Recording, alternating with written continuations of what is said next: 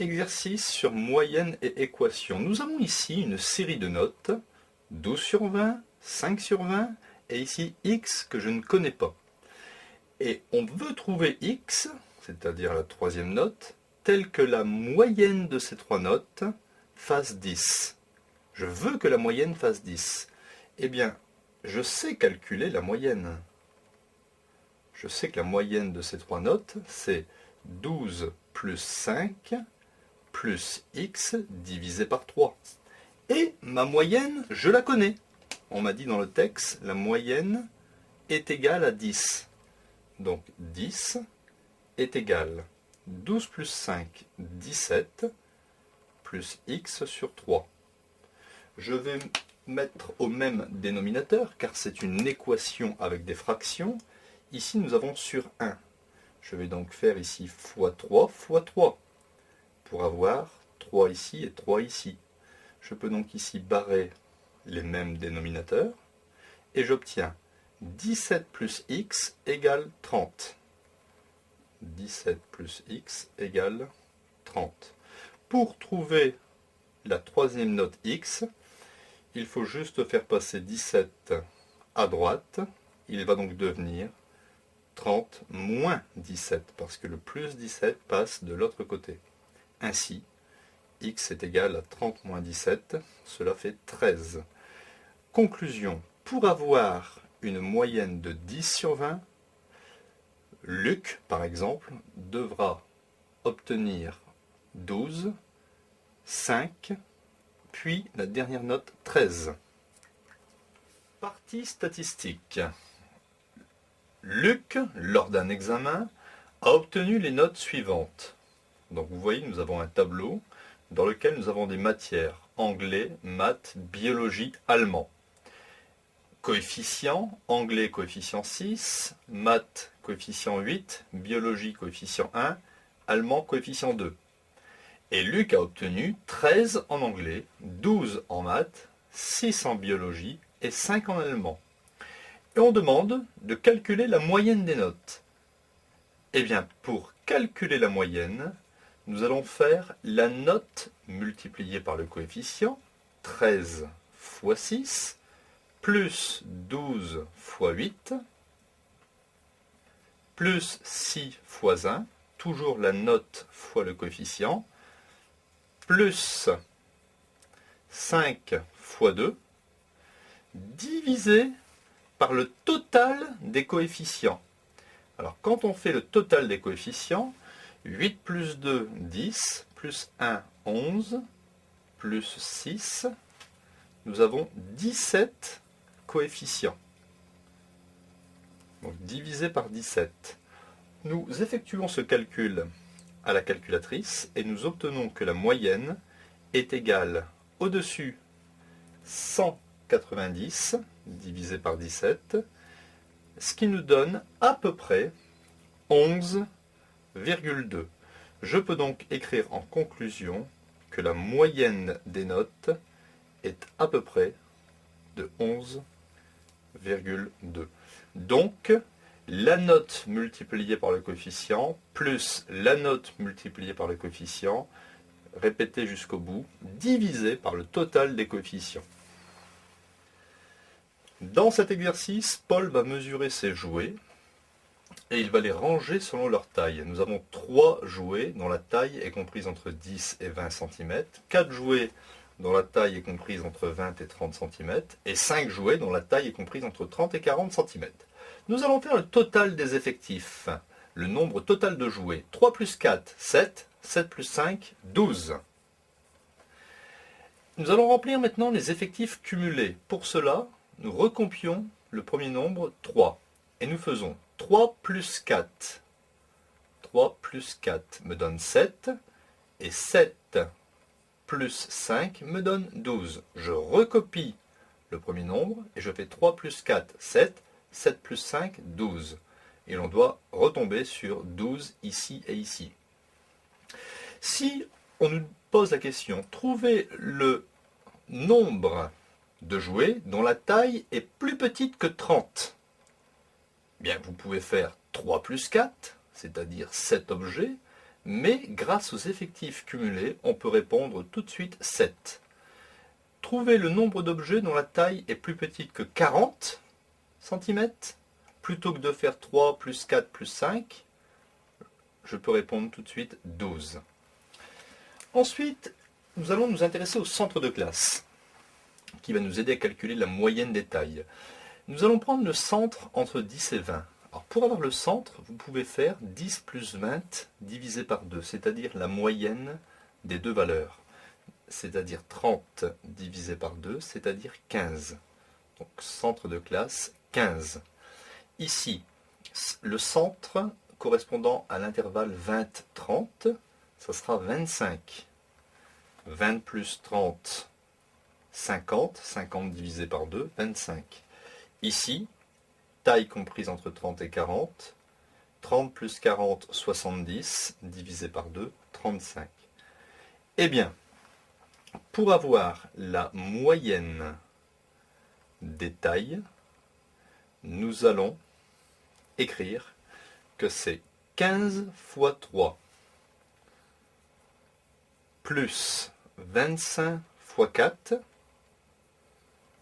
plus 35 fois 5 divisé par le total des effectifs, c'est-à-dire 12. Donc, pour obtenir la moyenne des tailles, nous avons pris le centre de classe multiplié par l'effectif, 15 fois 3, plus 25 fois 4, plus 35 fois 5. Le tout divisé par 12, ce qui fait 15 fois 3, 45, 25 fois 4, 100, 35 fois 5, 175, divisé par 12, ce qui me donne à la calculette 320 divisé par 12, ce qui fait à peu près 26,7 cm. Donc la moyenne de taille des jouets de Paul sera à peu près de 26,7 cm. Nous avons ici un histogramme dans lequel en abscisse nous avons des notes qui peuvent être comprises entre 0 et 14 et en ordonnée des effectifs, des nombres. Et nous allons à partir de cet histogramme remplir le tableau. Les notes peuvent être comprises entre 0 et 2. Vous voyez ici entre 0 et 2. 0 pris et 2 pas pris. Je ne prends pas 2 ici car je le reprends derrière. Je ne prends pas 6 ici car je le reprends ici. Vous avez bien compris le fonctionnement. Donc, à partir des notes comprises entre 0 et 2, je vais trouver l'effectif. Note entre 0 et 2, il y a 10 effectifs. Note comprise entre 2 et 6, je monte, il y en a 20. C'est-à-dire qu'il y a 20 personnes qui ont obtenu une note entre 2 et 6.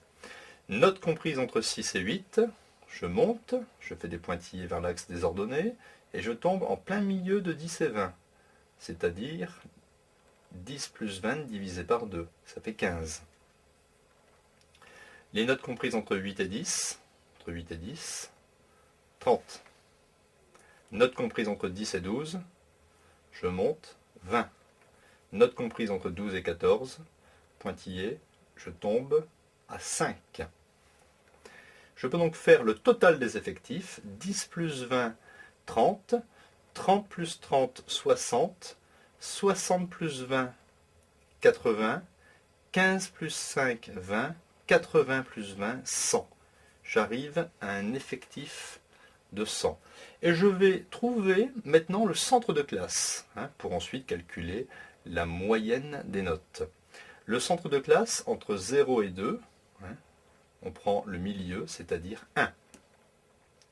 Entre 2 et 6, si je veux trouver le milieu, je fais 2 plus 6, 8. 8 divisé par 2, 4. Entre 6 et 8, ce n'est pas très dur, 7. Entre 8 et 10, 9. Entre 10 et 12, 11. Et entre 12 et 14, 13. Calculons donc la moyenne des notes en faisant l'effectif fois le centre de classe, 10 fois 1, plus l'effectif fois le centre de classe, etc., etc. Donc 10 fois 1, plus 20 fois 4, plus 15 fois 7, plus 30 fois 9, plus 20 fois 11, plus 5 fois 13, divisé par le total des effectifs. Ce qui me donne à la calculatrice 750 divisé par 100 est égal à 7,5. Ainsi, la moyenne des notes obtenues par les élèves lors de cet examen est de 7,5.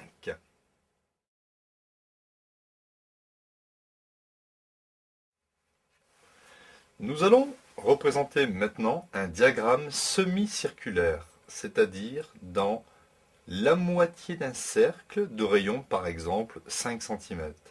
Alors, des examinateurs ont corrigé 540 copies et 135 copies ont une note strictement inférieure à 10. 405 copies ont une note supérieure ou égale à 10. Nous allons représenter le secteur numéro 1, c'est-à-dire le secteur des notes strictement inférieures à 10.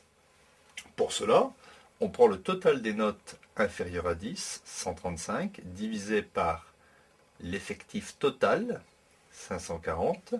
On obtient 0,25 et 0,25 ça fait 25%. Comment représenter 25%? Eh bien, nous allons faire un tableau de proportionnalité et nous savons que dans un diagramme semi-circulaire, 180 degrés, puisqu'un angle plat c'est 180 degrés, correspond à 100%. Donc nous avons ici, nous, 25%. Donc pour avoir la mesure en degrés alpha 1 du secteur correspondant à 25%, nous allons faire alpha 1 est égal à 180 fois 25 divisé par 100. 180 fois 25 divisé par 100. À la calculatrice, on trouve l'angle que nous allons mettre dans le secteur est égal à 45 degrés. Ainsi, les 135 copies vont être représentées sur le diagramme semi-circulaire par un angle de 45 degrés. Vous pouvez tracer cet angle au rapporteur. Ici, on met que ce sont les notes inférieures à 10. Et il y en a 135. Et on peut éventuellement colorier. Ça nous donne un aperçu des notes strictement inférieures à 10. Trouvons maintenant le secteur 2. Alors, on pourrait très bien s'arrêter là et dire que le secteur 2 correspond à cette partie ici, c'est-à-dire 180 degrés moins 45 est égal à 135 degrés. Ici, on va forcément trouver 135 degrés, mais redémontrons-le. Nous prenons pour cela les notes supérieures ou égales à 10. Il y en a 405. 405 divisé par le total, 540, on obtient 0,75. 0,75, c'est pareil que 75 divisé par 100, 75%. Et nous savons qu'un angle plat, 180 degrés, correspond à 100%. Nous avons 75% qui va correspondre à un certain angle alpha 2. Nous allons faire alpha 2 est égal à 180 fois 75 divisé par 100. Et nous trouvons à la calculatrice alpha 2 est égal à précisément 135 degrés. Ainsi, conclusion, les notes supérieures ou égales à 10, ici notes supérieures ou égales à 10, auront un angle de 135 degrés et nous pouvons colorier. Nous nous apercevons ainsi qu'avec ce diagramme semi-circulaire, la proportion des notes supérieures ou égales à 10 est bien plus importante que celle des notes strictement inférieures à 10.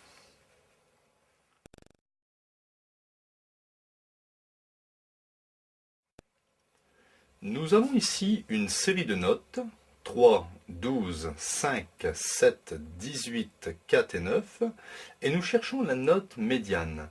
Alors pour trouver cette note médiane, il faut d'abord mettre la série de notes dans l'ordre croissant. Donc la plus petite note, c'est 3, je peux le barrer.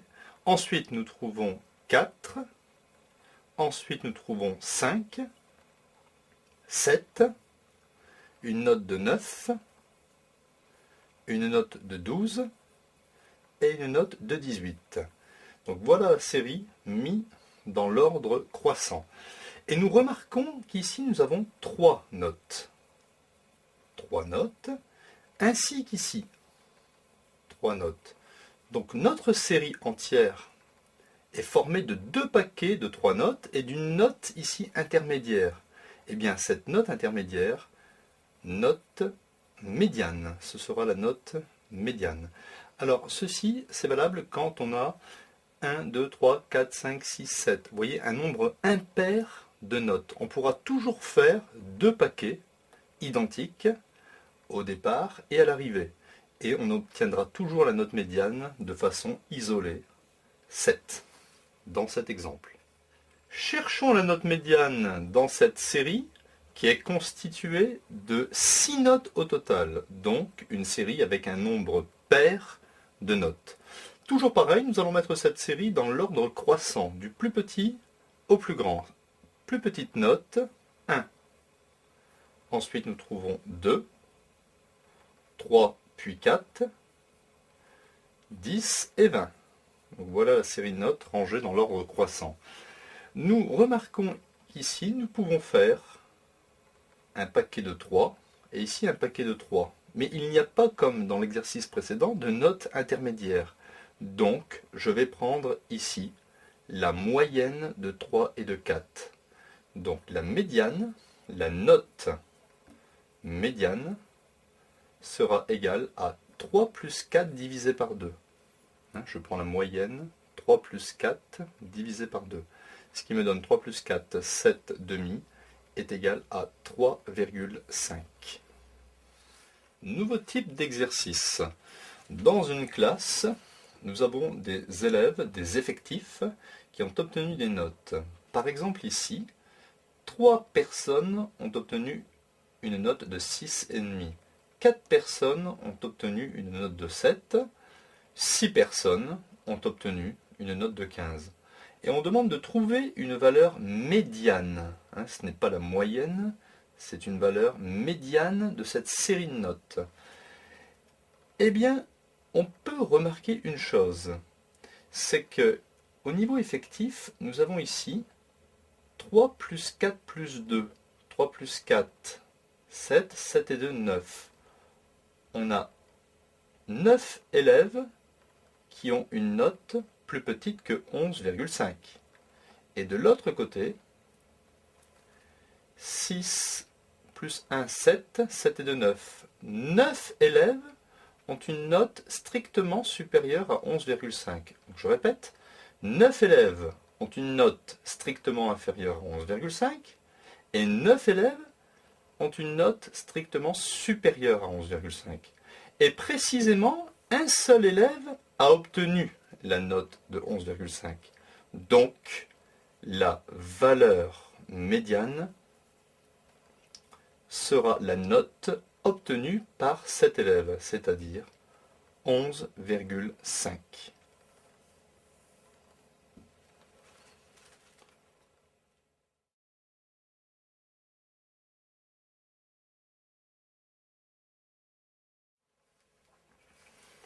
Dans une petite ville, on a répertorié combien des familles avaient d'enfants. Dans la première ligne, nous avons les nombres d'enfants et dans la deuxième ligne, les nombres de familles. Exemple, nous avons répertorié 20 familles qui avaient chacune un enfant. Et on demande en première question le nombre moyen d'enfants par famille. Il faut donc connaître le nombre total de familles dans ce village. On va donc faire l'addition de toutes les familles, c'est-à-dire 30 plus 40, 70, plus 20, 90, plus 10, 100. Il y a 100 familles. Donc pour avoir le nombre moyen d'enfants par famille, je fais 10 familles à 0 enfants. Donc 10 fois 0, plus 20 familles à 1 enfant. 20 fois 1.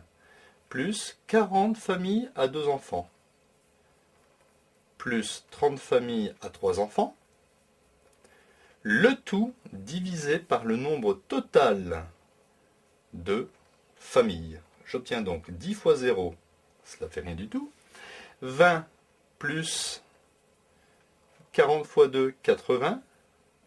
30 fois 3, 90. Divisé par 100.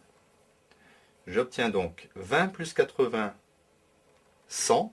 190 divisé par 100 est égal, si je divise par 100, je déplace la virgule de 2 rangs à partir du 0 vers la gauche, et j'obtiens 1,90.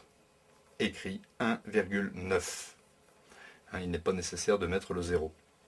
Donc, le nombre moyen d'enfants par famille est égal à 1,9 enfants. Dans une deuxième question, nous allons calculer le pourcentage de familles ayant strictement moins de 2 enfants. Strictement moins de 2 enfants, c'est-à-dire 0 enfant ou bien 1 enfant. Donc, le nombre de familles qui possèdent 0 enfant, c'est 10. Le nombre de familles qui possèdent 1 enfant, c'est 20. Divisé par le total des familles. Et je multiplie par 100 pour avoir un pourcentage. J'ai fait ici le nombre de familles qui possèdent chacune 0 enfant ou bien 1 enfant, divisé par le nombre total des familles. Le nombre total des familles, c'est 100. Je multiplie par 100 pour avoir le pourcentage. Ici, 100 et 100, ça peut s'enlever. 10 plus 20, j'obtiens 30%. Ainsi, il y a 30% de familles ayant strictement moins de 2 enfants. Dans une troisième question, on demande le pourcentage de familles ayant au moins 2 enfants. Au moins 2 enfants, c'est les familles qui ont 2 enfants, ainsi que les familles qui ont 3 enfants. Donc, le nombre de familles possédant 2 enfants, c'est 40. Plus le nombre de familles possédant 3 enfants, c'est 30. Divisé par le total des familles, il y a 100 familles. Et je multiplie par 100 pour avoir un pourcentage. Les 100 s'en vont, et j'obtiens 40 plus 30 égale 70. Ainsi 70%. Donc, il y a 70% de familles ayant au moins 2 enfants. Dans une dernière question, nous allons construire le diagramme en bâton de cette série statistique. En abscisse, nous mettons les nombres d'enfants qui peuvent osciller entre 0 enfant, 1 enfant, 2 enfants ou 3 enfants. Et en ordonnée, sur l'axe des Y, nous mettons le nombre de familles. Donc, il y a 10 familles qui possèdent chacune 0 enfant. Donc, pour 0 enfant, on monte jusqu'à 10 familles. Pour 1 enfant, il y a 20 familles. Je monte jusqu'à 20. Pour 2 enfants, il y a 40 familles. Je monte perpendiculairement à l'axe des abscisses jusqu'à 40. Et pour 3 enfants, il y a 30 familles.